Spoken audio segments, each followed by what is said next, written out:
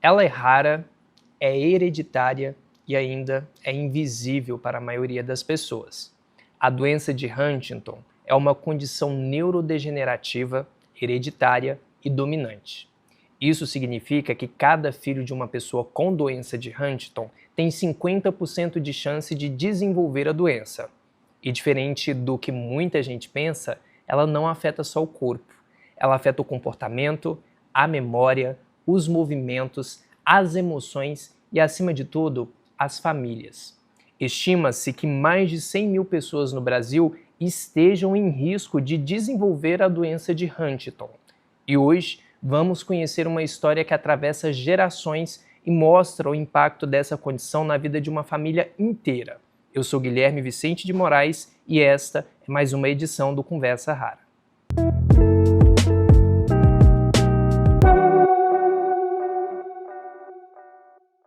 A minha convidada de hoje é Edília Miranda, cerimonialista, técnica em comunicação e, acima de tudo, filha, irmã e tia de pessoas com doença de Huntington. Em uma família de 14 irmãos, 8 foram diagnosticados com a doença, um dado que por si só nos mostra a força com que essa condição pode atingir não só o indivíduo, mas toda uma linhagem. Edília viveu tudo de perto, o início silencioso dos sintomas, a busca pelo diagnóstico, os desafios do cuidado e o impacto emocional que só quem está na linha de frente entende. Edília, seja muito bem-vinda ao Conversa Rara. Obrigado por aceitar compartilhar a sua história conosco. Edília, o seu pai foi o primeiro na sua família a desenvolver a doença de Huntington. Como foi que vocês perceberam que havia alguma coisa de errado com ele? Guilherme, é o seguinte, nós, conforme você disse, uma família muito grande. Nós morávamos no interior de Mato Grosso do Sul, eu sou natural de Bela Vista, do estado de Mato Grosso do Sul, e nossos recursos eram mínimos, principalmente com relação à área da saúde.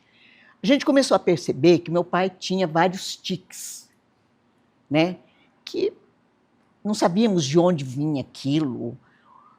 Depois começou com a fala, E lá na minha cidade, as pessoas, que não era só ele, hoje eu vejo que já tinha alguns descendentes de outros tios, e eles eram chamados assim, de bobão, usavam um termo bem pejorativo, sabe? E eu ficava indignada com aquilo. Meu pai é uma pessoa muito inteligente, professor, nunca sentou no banco escolar, mas foi professor, diretor de escola, uma pessoa muito sábia, não só inteligente, mas muito sábia, meu pai. E você fica indignada quando vê essa pessoa sendo tratada desse jeito, sabe? Até que meus irmãos vieram para Brasília, no início de 60, para trabalhar aqui, e em 66 nós viemos, 66, 67, a família toda veio para cá, os 14 irmãos. E aqui nós começamos, meus irmãos começaram, nós começamos a buscar saber o que meu pai tinha. Huntington, ninguém nunca tinha ouvido falar nisso, nem aqui em Brasília. Tá? Aquilo, os antepassados, eles eram enclausurados, porque eram considerados loucos, Eram considerados loucos. E isso depois, já na minha idade adulta, que eu tomei conhecimento disso. E como foi que vocês receberam, quando foi que vocês receberam o diagnóstico oficial do que o seu pai tinha? Aqui em Brasília, eu tenho uma irmã, que é a única irmã viva hoje, que ela era da área de saúde. E nós fomos buscar o que é que meu pai tinha. Então, lá no hospital de base, meu pai foi internado, fizeram alguns testes, até foi ventilada a possibilidade de fazer uma cirurgia para saber o que é que ele tinha. E um médico aqui de Brasília, lá do SARA, o doutor Amauri, se não me engano o nome dele, que depois ele foi embora, ele disse que meu pai tinha Huntington. Só que, naquela época, era como se fosse uma doença que só os homens tinham sintomas e só as mulheres que transmitiam. Então, nós ficamos tranquilos. Após a morte do meu pai, em 74, a minha irmã mais velha começou a apresentar os sintomas. E quando foi que vocês descobriram que dos 14 irmãos, 8 tinham o gene da doença? Pois é. Aí minha irmã foi para São Paulo e um médico lá, com testes clínicos, detectou a doença de Huntington, que na época era chamada de Coreia de Huntington, por causa dos movimentos coreicos, né? Que são os movimentos involuntários, involuntários, né? Que antigamente era chamado de dança de São Guido, tá? Ou São Vito. Em 1996, um médico que já vinha acompanhando a família e tal, os sintomas, eu já tinha, alguns irmãos já estavam apresentando a doença e tal, os sintomas, né? Aí ele nos orientou para que nós fizéssemos o teste genético. Fomos lá para o hospital de base, onde foi colhido o sangue lá da gente, nós éramos aproximadamente 30 pessoas. Parecia uma festa. Isso entre irmãos, sobrinhos, a família toda. Irmãos, sobrinhos, a família toda. Tá? Colhemos o material e esse neurologista enviou lá para o laboratório de Curitiba. A nossa festa terminou quando o resultado chegou. Aí foi a grande realidade. E como que foi receber a notícia desse resultado? Como que vocês lidaram com o impacto desse diagnóstico em massa? Porque vocês receberam um diagnóstico em massa. Para completar, esse neurologista, né, chamou a mim e a um cunhado meu para entregar o resultado. E lá ele entregou, com exceção do resultado da família de uma das minhas irmãs, que ela já tinha agendado, os filhos já tinham agendado uma consulta com ele. Ele entregou aquela batata quente na nossa mão. Eu fiquei enlouquecida quando eu vi o tanto de sobrinhos que iriam apresentar a doença de Huntington. Passei alguns dias sentada, não esqueço nunca. Eu morava numa casa que tinha uma escadaria lá, e eu sentada na escadaria, chorando. E minha irmã, que tinha ido lá para pegar o resultado, ela não tinha a menor noção de que ela tinha doença. E que ela tinha passado para 3 dos 4 filhos. E ela ligava nos prantos. Foi um impacto muito grande na nossa família, quando nós tomamos conhecimento disso. A senhora mencionou na nossa conversa preliminar que quando vocês fizeram esses testes, vocês não tiveram nenhum tipo de apoio psicológico, nenhuma orientação adequada. Como que isso impactou a família de vocês? Pois é, o impacto foi tão grande que a doutora Maiana Hatz uma vez disse que surgiu um protocolo dentro da área médica antes e depois da família Miranda. Ou seja, vocês foram um marco da doença de Huntington no Brasil. Sim. E aí, por quê? Porque tinha que ter um acompanhamento psicológico, não depois, mas antes. Até para que a gente pudesse conviver com essa doença, com esse diagnóstico.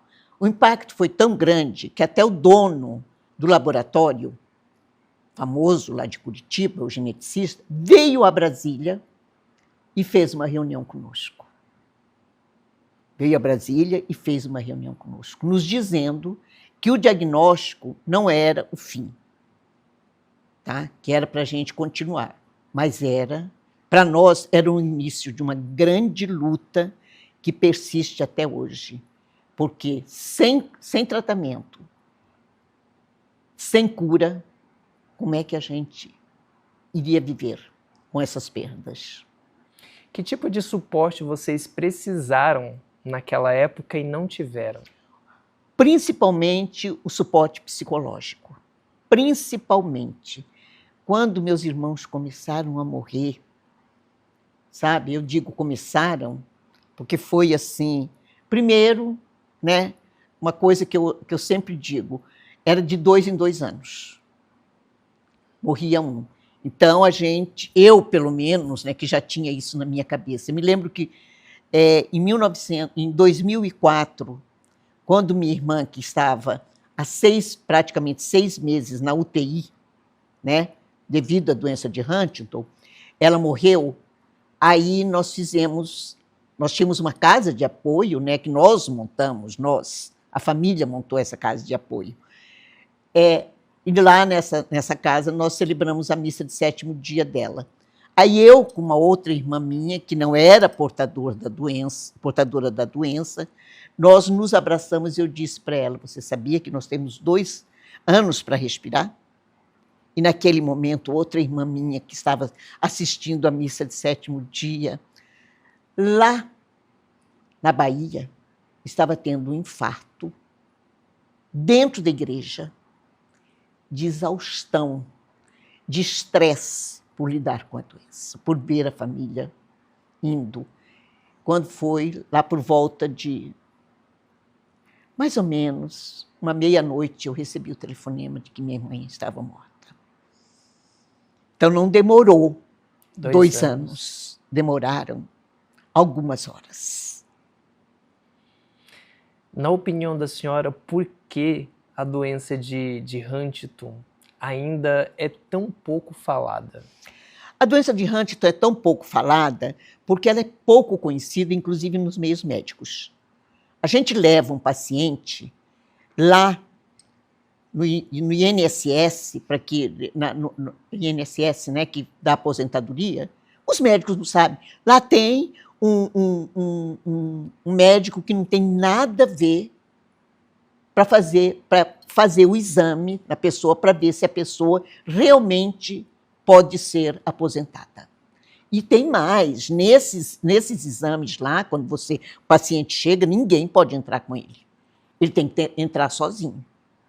E fala todas as besteiras que vier na cabeça. Isso por causa da doença. Por causa da doença. Tá? A negação é muito grande. Então, por que ela é tão pouco conhecida? Porque há um preconceito, inclusive, no meio familiar.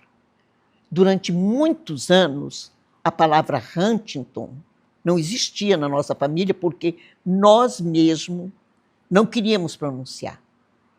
Não queríamos pronunciar. Até hoje, muitos não querem que os filhos participem da jornada de sofrimento dos pais, porque não é fácil. Hoje eu tenho 6 sobrinhos vegetando. 6. Tá? 6 sobrinhos vegetando, sem falar nos outros que já têm os sintomas, e nos outros que podem desenvolver, que né? podem ainda desenvolver a doença. Aproveitando esse gancho que a senhora me deu, né, dos seus sobrinhos que estão nesse processo aí da doença, a senhora foi cuidadora não só dos seus irmãos, mas também de muitos sobrinhos. Como é que foi assumir esse papel dentro da sua própria família?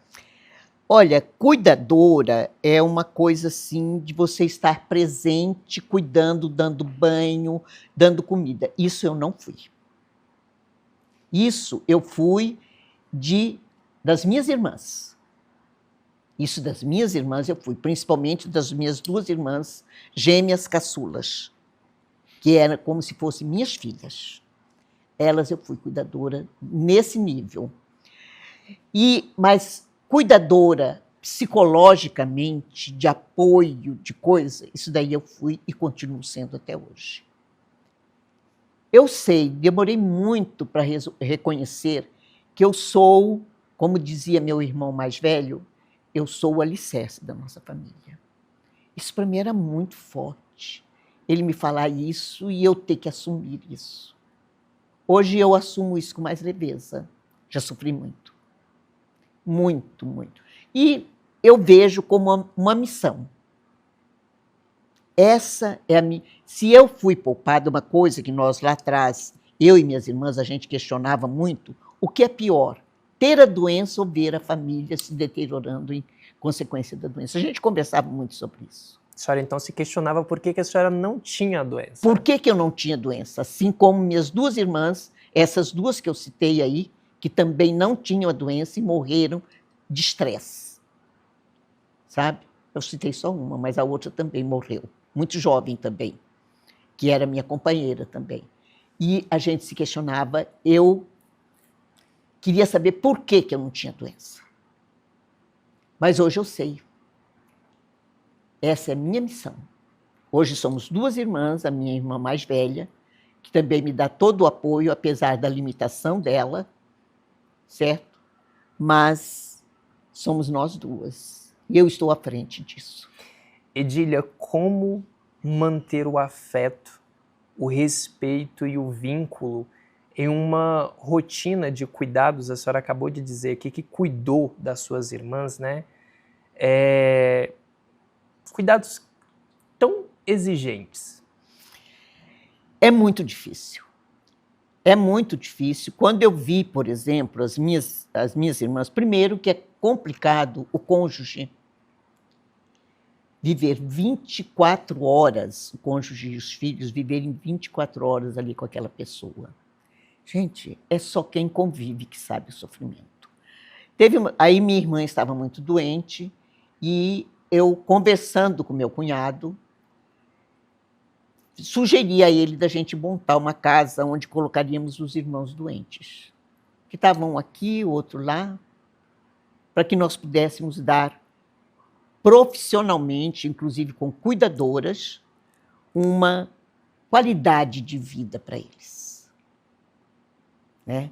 Aí montamos a primeira casa de apoio, que foi lá no Parkway. Quando essas duas minhas irmãs morreram, praticamente uma semana de diferença, aí, e quem arcava com as despesas éramos nós, né? E aí meu cunhado falou, está muito caro. Aí fomos para o Guará.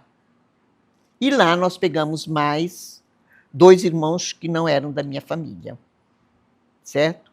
E ficamos lá até 2007, quando uma irmã minha, que também não tinha doença, tinha viajado, e ela chegou de viagem no início da noite, quando foi 11 horas da noite, ela estava morta. Uma embolia cerebral, também causada pelo estresse. E assim foi. E hoje nós somos nós duas. A senhora falou aqui que quando morria um irmão, a senhora já ficava esperando pela morte do próximo, né? Que estratégias a senhora encontrou para poder continuar viva, mesmo cercada de tanto luto antecipado? Primeiro, eu procurei, estou dizendo eu porque fui eu mesma, procurei um apoio psicológico do luto. E a gente se reunia lá, reunia minha família com os psicólogos lá na minha casa, para eles nos darem uma orientação sobre o luto, para a gente poder aprender a conviver com o luto. Isso não existe. Infelizmente não existe. O luto é uma coisa muito pesada. Muito pesada. E o que eu faço? Fui atrás de tratamento psicológico para mim, tá? Desde o início. E entre uma morte e outra, eu faço uma festa. Uma festa. Reúno a família. Celebra. Celebro a vida. Porque aquilo que eu estava dizendo, eu tenho que agradecer tudo o que eu recebi da vida através dos meus antepassados, o que meus pais deixaram para mim e para toda a família, uma família unida, uma família ética e amorosa. Então, eu devo isso a eles. Eu devo isso à vida. Então, eu tenho que celebrar. Eu tenho que celebrar. O que sustenta a senhora emocionalmente depois de tantas perdas? A minha espiritualidade. A minha espiritualidade, a minha fé e a minha crença. Isso ninguém tira de mim. Eu me lembro quando eu peguei esses resultados, meu marido, que é meu companheiro há 46 anos, ele chegou e disse para mim: briga com todo mundo, menos com Deus. Briga com todo mundo, você tem todo o direito, com os médicos, com o governo, com tudo. Agora, não briga com Deus. E isso, para mim, foi uma das grandes coisas que eu nunca questionei Deus. Por quê? Porque a minha família, eu via meus irmãos, né, perguntando isso, as famílias perguntando. Por quê, meu Deus? Mas eu nunca perguntei. Eu sei por quê. Por quê? Porque nós temos que viver isso. Eu, por exemplo, para mim, eu tenho isso daí me amadureceu muito, me tornou humana. Muitas vezes uma humana dura, bruta. Já fui muito bruta com as pessoas. Já errei muito. Mas sempre, no fundo, eu, com essa minha garra, eu bastante humana, bastante amorosa, no meio da minha brutalidade. Porque hoje eu entendo, eu atacava com medo de ser atacada. Porque a vida foi muito dura no início para mim, até eu aceitar o que eu sou hoje. Como que a senhora enxerga o futuro das novas gerações da sua família? Bom, eu tive um grande presente de aniversário. Dia 23 foi meu aniversário, e eu costumo dizer que não é à toa que eu nasci praticamente no primeiro dia da primavera, né? E que Deus me beneficiou com isso, o universo, seja lá qual for o nome que as pessoas dão, né? Mas recebemos, quando eu acordei no dia 24, estava lá a grande notícia. Pela primeira vez, a cura para a doença de Huntington. Gente, eu chorei tanto. Eu chorei tanto, porque desde que eu me entendo por gente, que esse era o meu grande pedido. Eu sei que é uma coisa que não vai chegar agora. Mas é uma esperança, né? Mas é a grande luz, não é uma luzinha no fim do túnel, não. É a grande luz. O que eu deixo aqui para gerações futuras, que elas, para que conviva com a doença, é preciso a gente conhecer a doença. Não adianta a gente querer fugir da nossa realidade. Eu concordo que cada um tem que levar a sua vida, fazer o teste quando quiser, mas que, quando a pessoa escolher o seu companheiro, que converse com ele sobre isso, que faça o teste se tiver vontade de ter filhos, porque pior do que ter essa doença, eu imagino que seja transmitir. Passar para a próxima geração. Passar para a próxima geração. E procurar viver a vida, apesar disso tudo, com uma certa leveza. Uma certa leveza. Vivendo, rodeada pelos amigos, que a coisa mais importante no mundo são os amigos. Mas, em primeiro lugar, a família. Em primeiro lugar, a família. Aquilo que eu digo, entre uma lágrima, a gente tem que ter muitos sorrisos, que é para a gente poder chegar às próximas lágrimas. Hoje, o que a senhora mais gostaria que as pessoas soubessem sobre a doença de Huntington?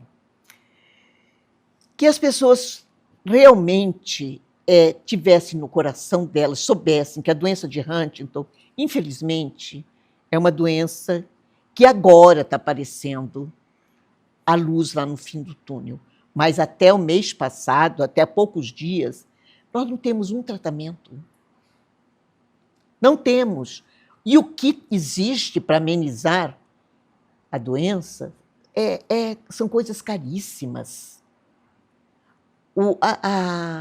Os medicamentos, o acesso aos medicamentos, o acesso aos primeiros a coisa primária que nós merecemos, que é a fisioterapia, fonoaudióloga, nutrição e cuidar do emocional.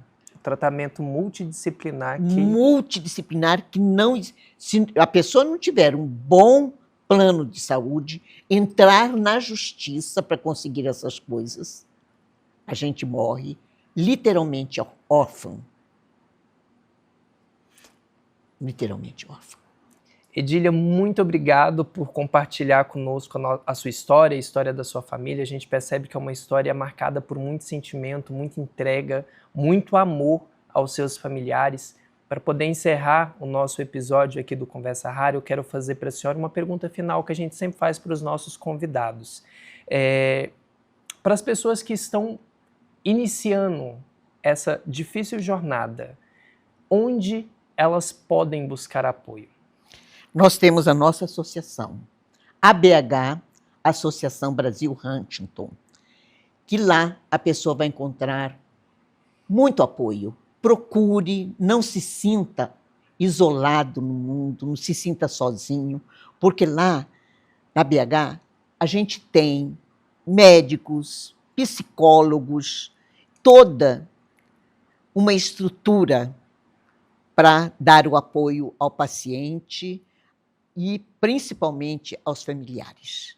Tá? Não deixe de procurar a BH, não. Associação Brasil Huntington. Tá? E agora que nós temos essa bela notícia aí da cura, nós temos mais razão ainda para nos encontrar na BH. Obrigado, Edília. Se essa história tocou você, compartilhe. Às vezes, o que para você é apenas mais um vídeo, para alguém pode ser o começo de um entendimento. Pode ser a coragem para buscar ajuda, o abraço que faltava. A doença de Huntington é hereditária, mas o silêncio em torno dela não precisa ser. Quando a gente fala, quando a gente escuta, quando a gente compartilha, a gente ajuda a construir um caminho menos solitário para tantas famílias. Informação certa é luz no escuro. E quando a gente acende essa luz juntos, ela alcança lugares que sozinha não conseguiria alcançar. Então, se essa conversa fez sentido para você, ajude ela a ir mais longe. Inscreva-se neste canal, ative as notificações e siga conosco aqui no Conversa Rara, porque dar voz ao que é raro é também dar sentido ao que é essencial: humanidade, escuta e empatia. Até o nosso próximo programa. Tchau!